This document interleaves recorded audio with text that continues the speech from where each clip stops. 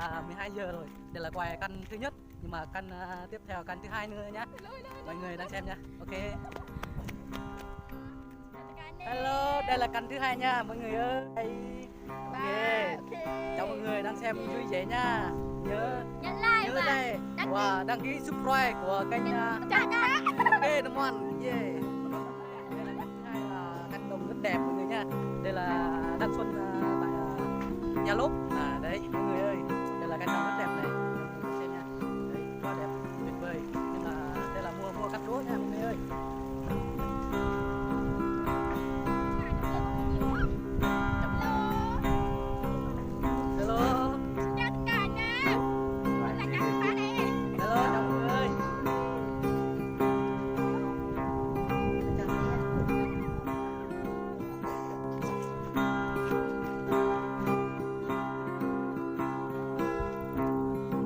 Stop, dừng lại.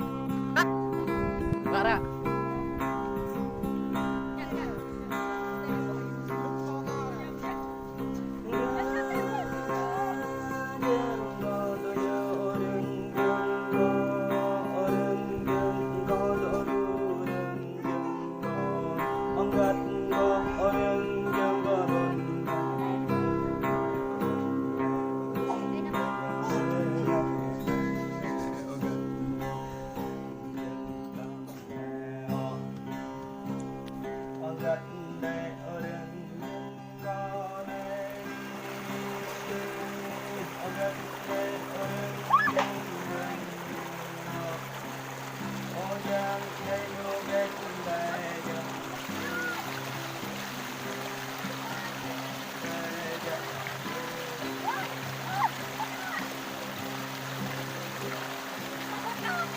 Sai rồi.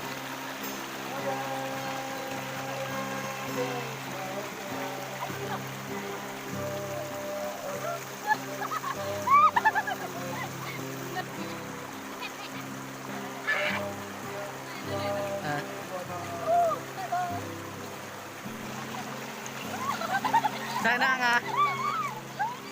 Lấy ăn à?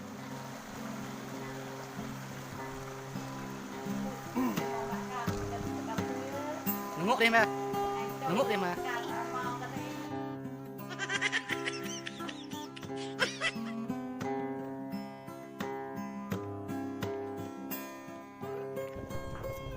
Hello chào mọi người.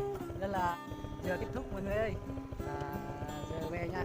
Về nhà từ đây là trưa rồi, 12 giờ rồi. Đây là kết thúc nha mọi người. Về nha.